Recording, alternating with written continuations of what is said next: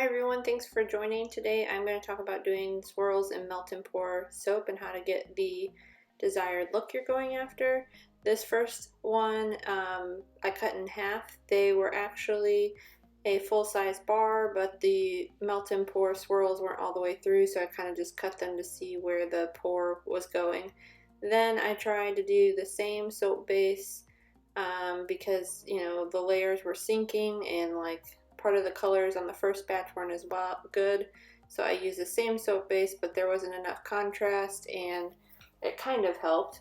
And then the third and final time that I did this, I was able to get it all the way through the solid bar and not have to cut it down, and I got nice results. So I wanted to share some things that I discovered while I was doing this. So I thought part of the reason they were separating is because I was using two different soap bases. So for my second attempt, I tried to use the goat's milk soap on both colors and see if that helped. I was also using a funnel so I could kind of keep the pour in a similar spot every time I poured. So each layer I would pour, I would wait a few minutes or a few seconds and then I'd pour the next. But the colors were not enough contrast, and they both kind of just blended together when I did this method.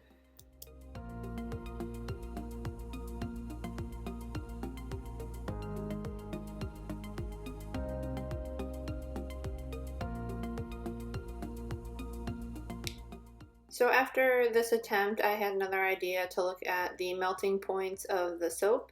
So I went onto the website where I bought them and I looked again at both the clear melt and pour and the goat's milk melt and pour, and I did see they did have different flash points, or melt points I mean. So I wanted to take that into consideration the next time that I made a batch. I tried to do this without a thermometer because I wanted to see if it was achievable, and it definitely is. And you'll kind of see in the next clip when I use two different bases, I'm kind of just feeling the container a little bit, so that way I can see if they're similar in temperature by feel.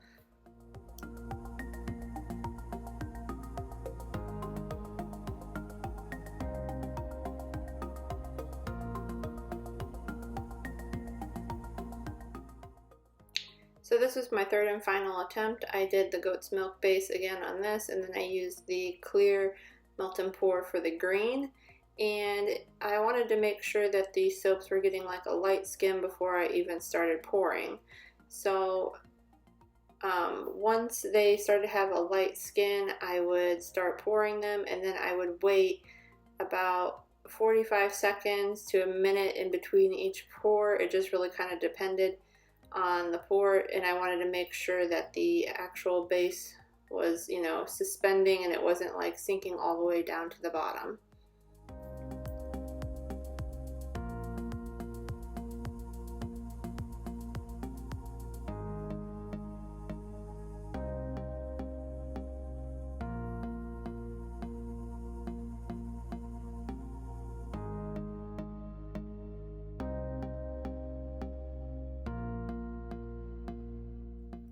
As you can see, as the design went on further, my soap base actually gets a little bit too thick and it doesn't fit through the funnel port anymore, so you'll see it kind of fall down. It was okay. It didn't really ruin my soap design too much. I just kind of, worked with it and got it to where it was workable. I did have to heat the green base up a little bit again in the microwave just to get the last of it out of the container. But this actually did help with my final results because the base was getting thick enough and then it was sitting on top and not sinking all the way to the bottom of the soap.